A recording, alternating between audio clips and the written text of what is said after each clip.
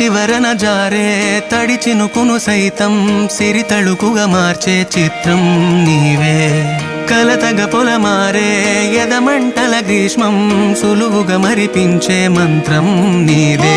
నువ్వంటే నా సొంతమంటూ పలికింది మమకారం, ఆ మాట కాదంటూ దూరం నిలిపింది అహంకారం.